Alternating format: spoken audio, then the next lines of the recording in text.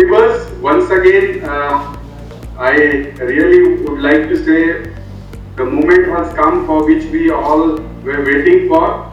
So good afternoon to all of you, and we have reached to that particular moment for which we all were waiting, and we really heard Professor Ashutosh Sharma ji what he really expects all of us to do. So for this function, we have got most respected Honorable Minister Dr. Harshvardhan ji, who holds the portfolio for 3 different ministries. He is a Minister for Science and Technology, he is a Minister for Health and Family, and also Minister for Earth Sciences. So we thank you, sir, for joining this one of the important events for all the children and the teacher community across the country who is waiting for this moment to have the official launch of Vidyarthi Vigyan Manthan. And for this function, we have few more important and leaders of our country.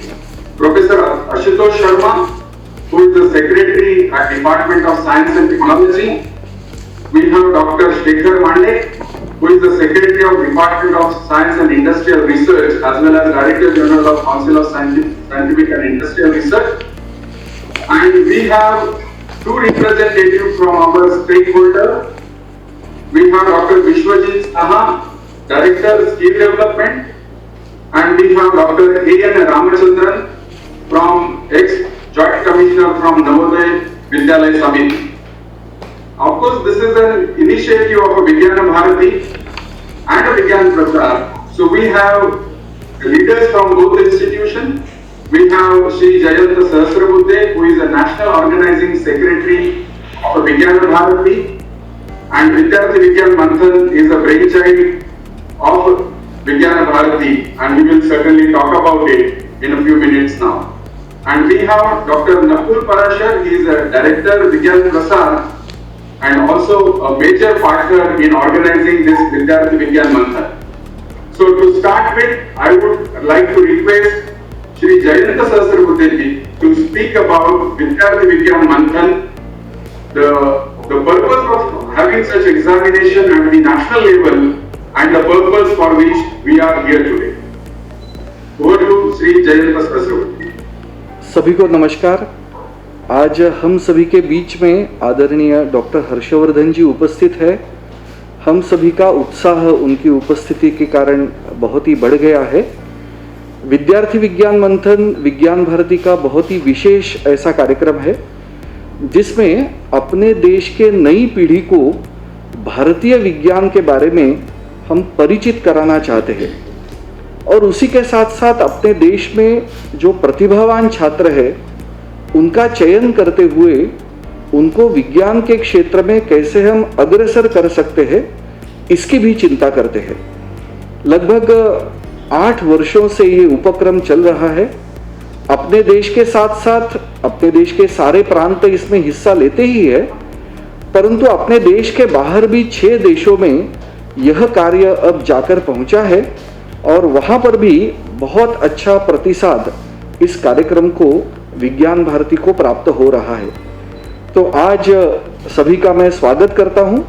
इस वर्ष का प्रारंभ आज के इस छोटे से कार्यक्रम से होने वाला है और मैं विश्वास रखता हूं कि इस साल हम इस विद्यार्थी विज्ञान मंथन के कार्यक्रम में एक नई ऊंचाई पर पहुंचेंगे।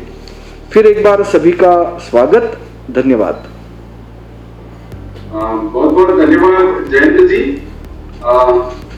माननीय मंत्री महोदय जी के लिए मैं 2 बातें कहना चाहूंगा, उसके बाद हम ऑफिशियल रिलीज के लिए चलेंगे। एक तो मुख्य रूप से विद्यार्थी विज्ञान मंथन 2020-21 के लिए इस बार हमने सभी विद्यार्थियों के लिए जो ऑनलाइन एग्जामिनेशन कंडक्ट होगा, जो कि कक्षा 6 से लेकर कक्षा 11वीं तक बच्चों के लिए है, जिसमें जो एग्जाम ऑनलाइन होगा वो ओपन बुक यानी पूर्ण तरीके से अपने घर से वो विद्यार्थी अपना एग्जामिनेशन देंगे और वो लगभग 1 घंटे में 100 अलग अलग सवालों का जवाब देने की कोशिश करेंगे।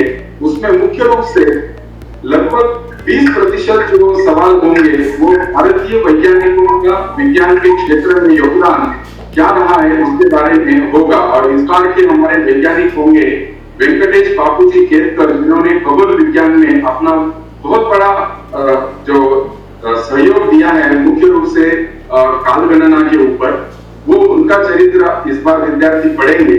हम साथ ही साथ में भारतीय खगोल विज्ञान के बारे में भी उनको जानकारी मिलेगी। साथ ही साथ में मंत्री जी शायद खुश भी होंगे, इस बार एक हम राष्ट्रीय रूप में एक प्रयोग करने जा रहे हैं, जिसमें जितने भी विद्यार्थी इस विद्यार्थी विज्ञान मंथन में पंजीकृत करेंगे, वो विद्यार्थी एक विज्ञान का प्रयोग करने जा रहे हैं, जो कि हमारे हेल्थ से रिलेटेड होगा। हम सभी विद्यार्थियों को लगभग 5 दिन के लिए वो क्या अपना नाश्ता करते हैं या क्या भोजन करते हैं उसकी जानकारी लेंगे। उसके कुछ दिन बाद उन्होंने लिए हुए अपने भोजन में किस प्रकार के कार्बोहाइड्रेट, प्रोटीन, विटामिन लिए हैं उसके बारे में जानकारी देंगे।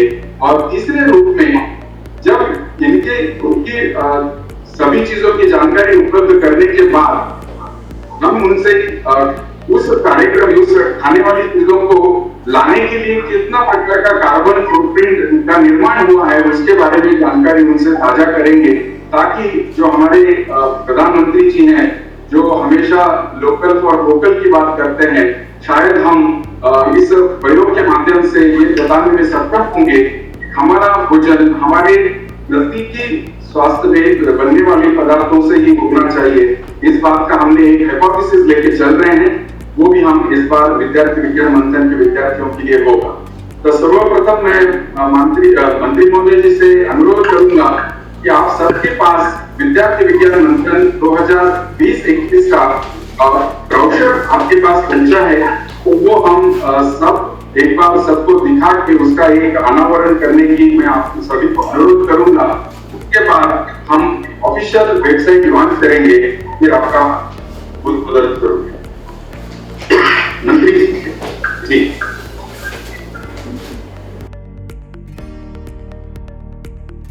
अभी हम ऑफिशियल लॉन्च विद्यार्थी विज्ञान मंथन वेबसाइट का लॉन्चिंग करेंगे, जिसमें विद्यार्थी अभी लॉन्चिंग के बाद पंजीकरण करने के लिए तैयार रहेंगे। तो मैं चाहूंगा कि उस वेबसाइट पे वो एक बटन होगा लॉन्च का, वो जैसे ही क्लिक करेंगे आज हम वेबसाइट को लॉन्च करने जा रहे हैं। जी,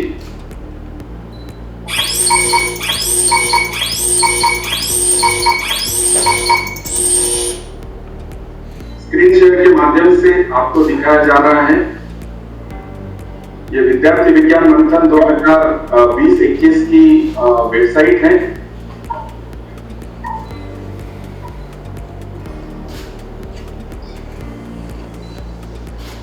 आज के कार्यक्रम में हमारे जितने भी गणमान्य व्यक्ति हैं, उनके सबके नाम आप देख रहे हैं। हमारे मुख्य आकर्षक डॉक्टर हर्षवर्धन जी के उपस्थिति में professor Ashutosh Sharma ji, Shekhar Mande ji, Jayant Sahasrabuddhe ji, Vishwajit Saha ji, doctor N Ramachandran, doctor Nakul Parashar और हमारी पूरी विद्यार्थी विज्ञान मंथन की पूरी टीम इसमें शामिल है। और ये विद्यार्थी विज्ञान मंथन की ऑफिशियल वेबसाइट अभी आप देख सकते हैं, और इसके बाद ये पंजीकरण के लिए तैयार हैं। सभी विद्यार्थी इस वेबसाइट पे आके अपना पंजीकरण दे सकते हैं। मैं इस कार्यक्रम के लिए लॉन्चिंग के लिए मंत्री महोदय जी का धन्यवाद देना चाहूंगा। इस वेबसाइट पे जितनी भी हमारी ऑर्गेनाइजिंग टीम है, जिसके अलग अलग सदस्य काम करते हैं, उसके बारे में, हमारे पाठ्यक्रम के बारे में, सभी के चीज के बारे में जानकारी होगी। मुख्य रूप से भारतीय वैज्ञानिकों का विज्ञान एवं प्रौद्योगिकी क्षेत्र में क्या सहयोग रहा है, उसके बारे में जानकारी आपको मिलेगी। बहुत बहुत धन्यवाद श्री प्रसाद जी। और अभी जिस क्षण की हम अपेक्षा कर रहे थे, उसके लिए मैं हमारे आदरणीय डॉक्टर हर्षवर्धन जी को अपने विचार रखने के लिए मैं आमंत्रित करता हूं, जो कि हमारे पूरे विद्यार्थी विज्ञान मंथन की टीम के लिए प्रोत्साहनवर्धक रहेंगे। Department of science and technology DST के सचिव प्रोफेसर आशुतोष शर्मा जी, CSIR के DG डॉक्टर शेखर मांडे जी, विज्ञान भारती विभाग के राष्ट्रीय संगठन मंत्री जयंत जी, विद्यार्थी विज्ञान मंथन के राष्ट्रीय कन्वीनर डॉक्टर अरविंद रानाडे जी, कार्यक्रम में उपस्थित डॉक्टर रामाचंद्रन, विज्ञान प्रसार के डायरेक्टर डॉक्टर नकुल पराशर, श्रीमान विश्वजीत जी, श्री प्रवीण रामदास जी और श्रीमती मयूरी दत्त जी जो नेशनल को कन्वीनर हैं विद्यार्थी विज्ञान मंथन की। इसके अलावा सभी जो विज्ञान भारती और विज्ञान प्रसार इसके दूसरे अन्य अधिकारी, department of science and technology के अन्य वैज्ञानिक और साथ में जो बड़ी संख्या में विद्यार्थी जो इस कार्यक्रम के साथ जुड़े हैं, मैं आप सबका हृदय से बहुत बहुत धन्यवाद करता हूं, अभिनंदन करता हूं कि आपने मुझे आज इस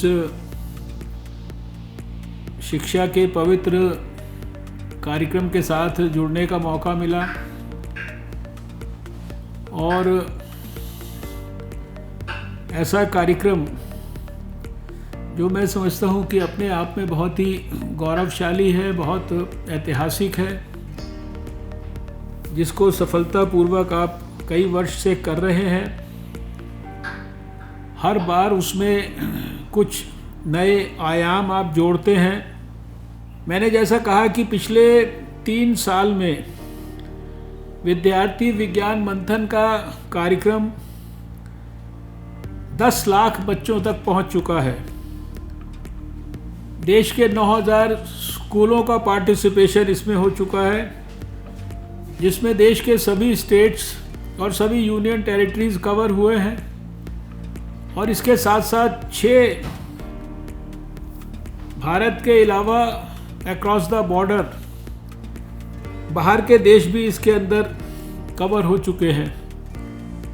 शायद इस प्रकार का देश में एक बहुत ही सफल, बहुत ही उच्च कोटि का प्लेटफॉर्म, जिसमें कि बच्चों की creativity, innovation, experimental skill testing, leadership की प्रतिभा और साइंटिफिक एक्यूमेंट, साइंटिफिक गेम्स, ये सारी चीज़ों को जांचने का शायद विज्ञान और विज्ञान के माध्यम से ही, विज्ञान की लेटेस्ट जो टेक्निक्स हैं उनका इस्तेमाल करके बच्चों की प्रतिभा को आंकना, बच्चों को प्रतिभा विकसित करने के लिए एक प्रकार से प्रेरित करना और कार्यक्रम के माध्यम से ही देश की जो हमारी विज्ञान के क्षेत्र की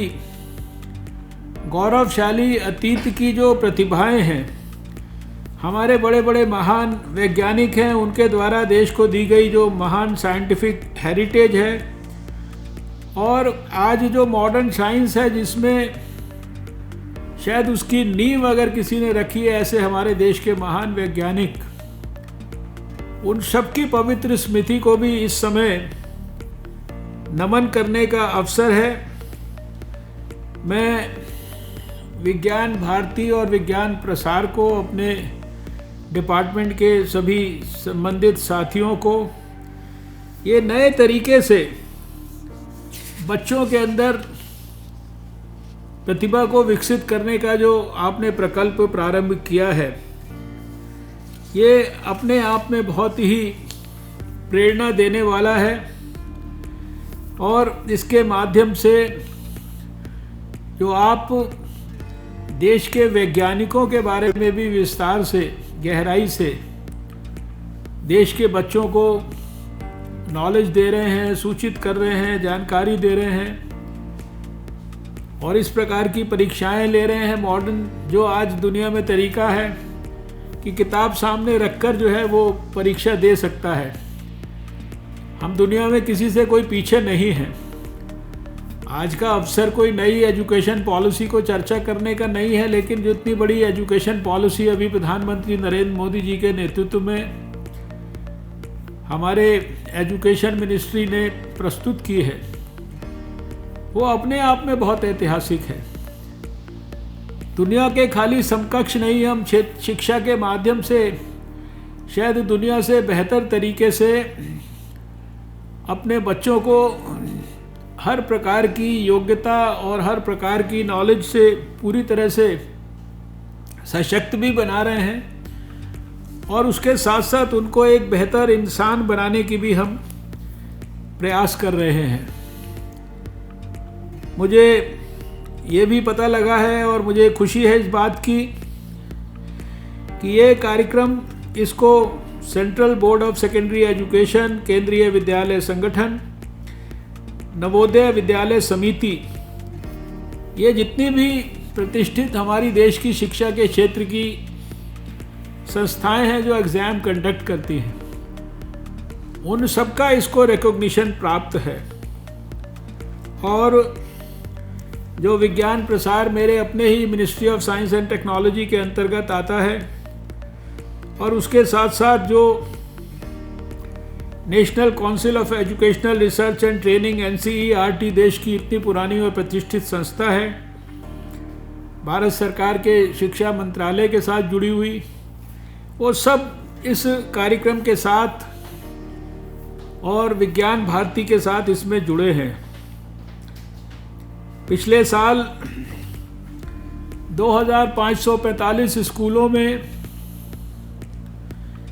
जैसा कि मैंने अध्ययन किया, 1,25,000 विद्यार्थियों ने इस कार्यक्रम में भाग लिया, और हर वर्ष लगभग 25,000 बच्चों को हम स्कूल के लेवल पर उनके टैलेंट को रिकॉग्नाइज करते हैं, औपचारिक तौर पर उसको महत्व देते हैं, और फिर स्टेट लेवल पर बच्चों को लाते हैं, और फिर स्टेट लेवल पर उनको रिकॉग्निशन देते हैं कई हज़ार बच्चों को, और फिर एक नेशनल कैंप के अंदर 400 से ज़्यादा बच्चों को, देश के जो सबसे ज़्यादा टैलेंटेड बच्चे हैं, उनको हम इकट्ठा करते हैं। बड़े बड़े वैज्ञानिक और दूसरे जो साइंस से जुड़े हुए अध्ययन करता है, वो उनको साक्षात साइंस के बारे में जानकारियाँ देते हैं, और फिर ऐसे 18 बच्चों को नेशनल टैलेंट इन साइंस, जिसका हिमालयंस नाम दिया गया है, उसके अंतर्गत रिकॉग्नाइज किया जाता है। हमने जैसा पिछले लगभग 6 वर्षों में अनुभव किया कि हमारी साइंस मिनिस्ट्री के साथ मिलकर जब विज्ञान भारती ने काम किया, तो सरकार की व्यवस्था ने भी हिम्मत करके और इंडिया इंटरनेशनल साइंस फेस्टिवल जैसे प्रतिष्ठित कार्यक्रम आयोजित किए, जिनमें हज़ारों बच्चों ने पार्टिसिपेट किया। देश के हर पार्लियामेंट क्षेत्र से, पार्लियामेंट के मेंबर्स के एडॉप्टेड गांवों से, दूर दराज के आदिवासी क्षेत्रों से भी बच्चे जो है उसमें भाग लेते थे, इनोवेटर्स भाग लेते थे, वैज्ञानिक भाग लेते थे, देश के साइंस के टीचर्स भाग लेते थे, विदेश के वैज्ञानिक आते थे, और वो बड़ा एक आंदोलन के रूप में विकसित हुआ। कुछ साइंस फेस्टिवल्स में, इंडिया इंटरनेशनल साइंस फेस्टिवल में पिछले वर्षों में 10 लाख तक समाज के लोग उसमें भाग लिए, और ये सब कुछ सरकार के आयोजन के साथ साथ अगर सफलतापूर्वक हो सका, तो उसमें विज्ञान भारती के जो वॉलंटियर्स हैं, उन्होंने बहुत बड़ी महत्वपूर्ण भूमिका निभाई। इतने हज़ारों की तादाद में लोगों को इधर से उधर जाना, उनका रहना, उनका खाना, उनका ट्रांसपोर्ट, उनकी लॉजिस्टिक्स के लिए कई महीने पहले से काम करना, ये सब कुछ सरकार के लोगों के साथ विज्ञान भारती के सहयोग के द्वारा हुआ। और इस कार्यक्रम के लिए भी मुझे जैसा पता लगा है कि देश भर में 350 से ज़्यादा विज्ञान भारती के कोऑर्डिनेटर्स देश भर से बच्चों को इस कार्यक्रम के लिए उसी प्रकार से एनरोल करते हैं जिस प्रकार से वो इंडिया इंटरनेशनल साइंस फेस्टिवल की सफलता के लिए करते रहे हैं। और आज उसी का ये परिणाम है कि ये देश का साइंस टैलेंट के सर्च का एक प्रकार से सबसे प्रतिष्ठित एग्जामिनेशन हो गया है। और स्कूल इसके लॉन्च की बहुत जिज्ञासा से प्रतीक्षा करते हैं। इस बार 2020 और 21 के अंदर विद्यार्थी विज्ञान मंथन में एक nation wide mega science experiment, जिसका अभी यहाँ चर्चा किया गया, फूड हैबिट्स के बारे में, न्यूट्रिशनल वैल्यूज़ के बारे में, इम्पैक्ट ऑन हेल्थ के बारे में, ये जो आपने इस बार एक नया इनोवेशन इसमें ऐड किया है। विज्ञान के मंत्री होने के नाते तो मुझे इस एक्टिविटी के ऊपर बहुत ज़्यादा संतोष है, प्रसन्नता है, गर्व है।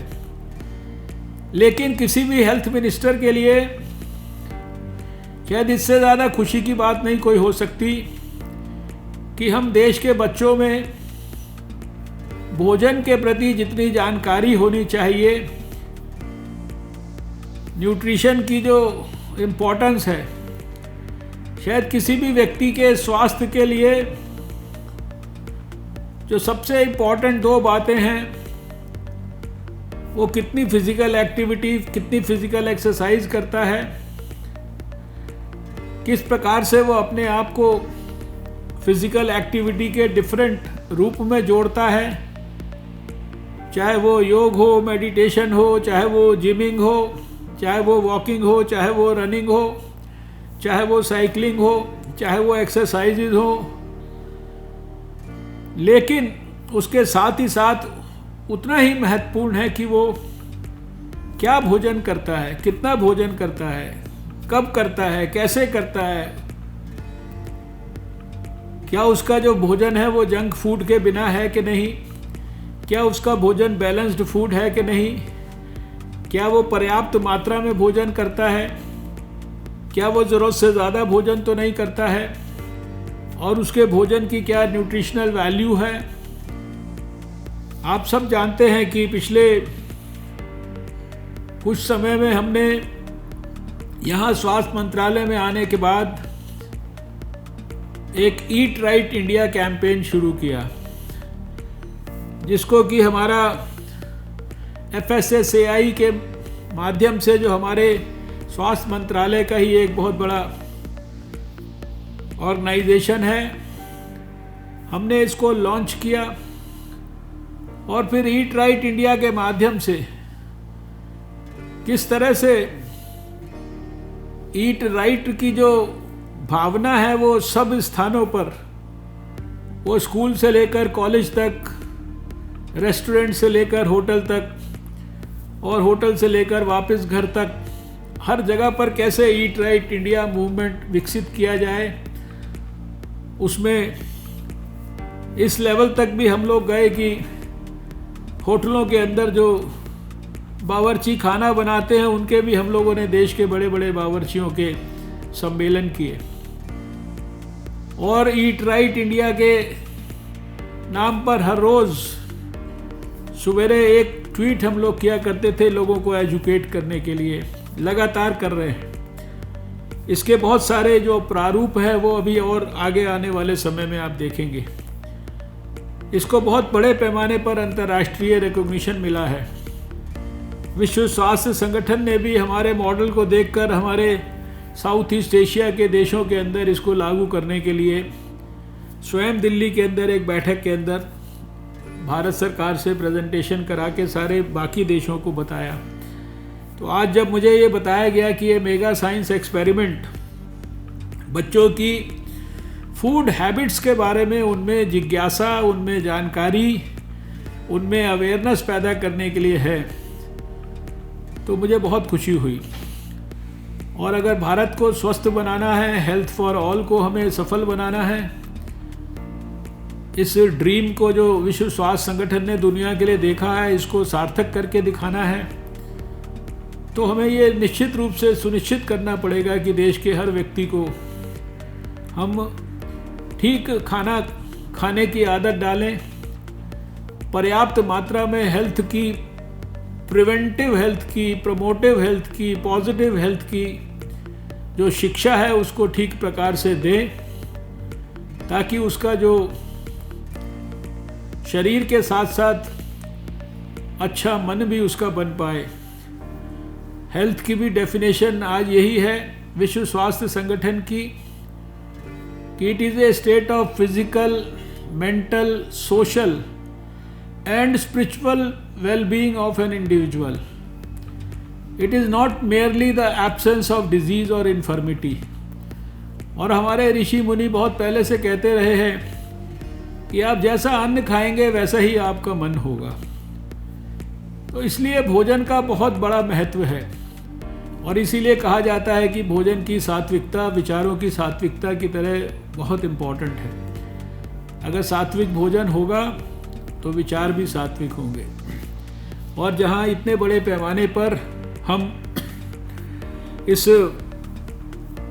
कार्यक्रम को ले रहे हैं, जहाँ इतनी बड़ी हमारी रीच है, आने वाले वर्षों में जहाँ एक तरफ साइंस और साइंस का जो स्वास्थ्य के साथ जिस प्रकार का जो को रिलेशन है, ब्लेंडिंग है, ये सब एक दूसरे से जुड़े हुए सब्जेक्ट्स हैं। बच्चों को अगर साइंस पढ़ाते पढ़ाते हमने हेल्दी होने की उनके मन में उत्साह पैदा कर दिया और हेल्थ से जुड़ी हुई इंफॉर्मेशन साइंटिफिक तरीके से अगर हमने उनको दे दी, तो फिर मैं ये समझता हूँ कि ये जो कार्यक्रम है इसका जो आउटकम है वो कई गुना जो है देश के हित में बढ़ जाएगा, क्योंकि आज के बच्चे हमारे वो कल का भारत हैं।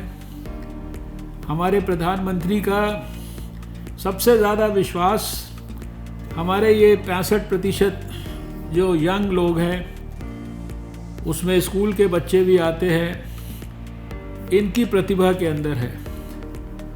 और इस डेमोग्राफिक डिविडेंड को भारत के, और जब स्कूल के बच्चों को हम ठीक ढंग से प्रोत्साहित करेंगे तो स्वाभाविक है कि कॉलेज के बच्चे और आने वाले समय के अंदर जो यंग जो स्टार्टअप की दुनिया के माध्यम से एक आधुनिक भारत बनाने का प्रयास कर रहे हैं, जिनके दम पर प्रधानमंत्री मोदी 2022 तक नया भारत के 135 करोड़ लोगों को आशीर्वाद के रूप में देना चाहते हैं। और उसके लिए वो चाहते हैं कि सरकार, गैर सरकार, सब प्रकार की व्यवस्थाओं में सब लोग मिलकर जुट जाएं, जो जिस भी प्रकार से इसमें सहयोग कर सकता है वो करे। और मैं समझता हूँ ये विद्यार्थी विज्ञान मंथन शायद उस श्रृंखला में एक महत्वपूर्ण कड़ी सिद्ध हो रहा है, हो सकता है। इसमें और नए नए रिफॉर्म्स करने के लिए अभी आप इस बार का लॉन्च कर रहे हैं, इसको करें, लेकिन अगला लॉन्च करने से पहले हर बार पिछली बार के मुकाबले कम से कम दुगना और तिगना तो गुणात्मक रिफॉर्म जरूर होना चाहिए। और एक बार का ख़त्म होने के बाद दूसरी बार का और बेहतर करने के लिए चिंतन की प्रक्रियाएं शुरू हो जानी चाहिए, ऐसा मैं समझता हूँ।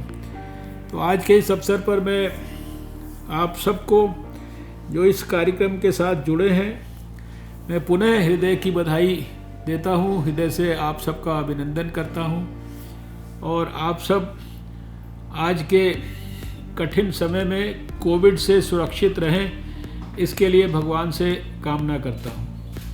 आपने जिस प्रकार से हमारे सभी कार्यकर्ताओं का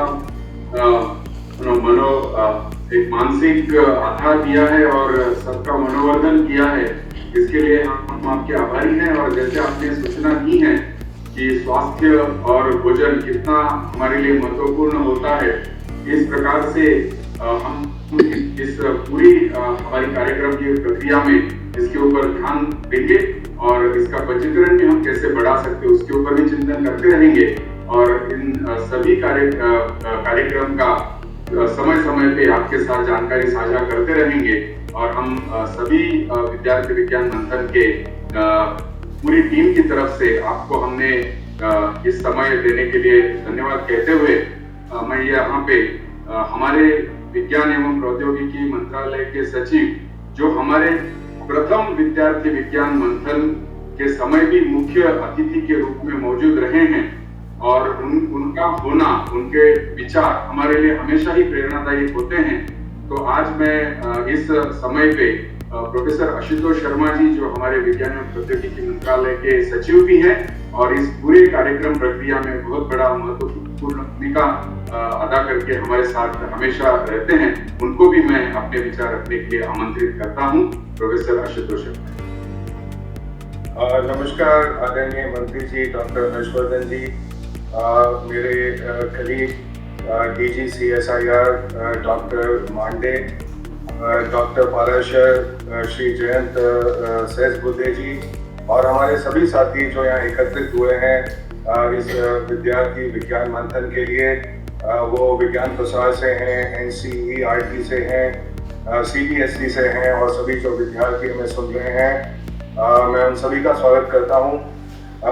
माननीय मंत्री जी ने सभी कुछ कह दिया विद्यार्थी विज्ञान मंथन के बारे में। इसमें जो 3 शब्द हैं वो तीनों ही बहुत बहुत महत्वपूर्ण हैं। तो विद्यार्थी, जैसा हमने कहा कि विद्यार्थी हमारे डेमोग्राफिक डिविडेंड को बनाने के अवसर हैं। हमारे जो भी यूथ है, हमारे युवा लोग हैं, उन्हीं के द्वारा भारत का निर्माण संभव हो पाएगा।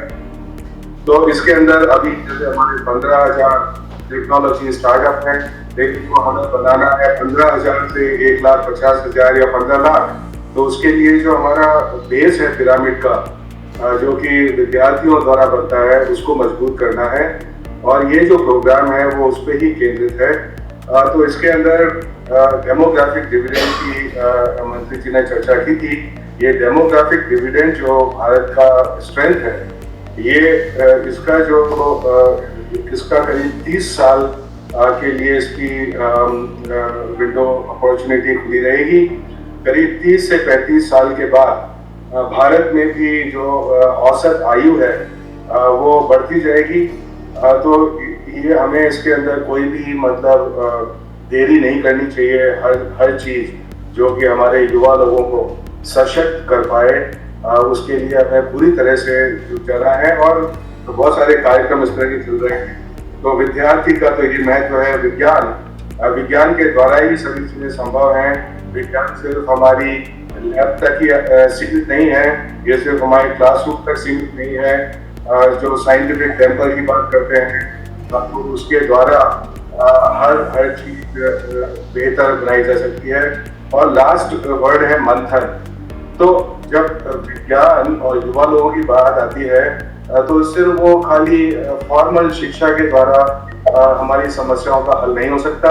उसके लिए मंथन मतलब चर्निंग, मतलब क्रिएटिविटी, मतलब लॉजिक, मतलब independent ideas, power of idea, इन सब की जरूरत है।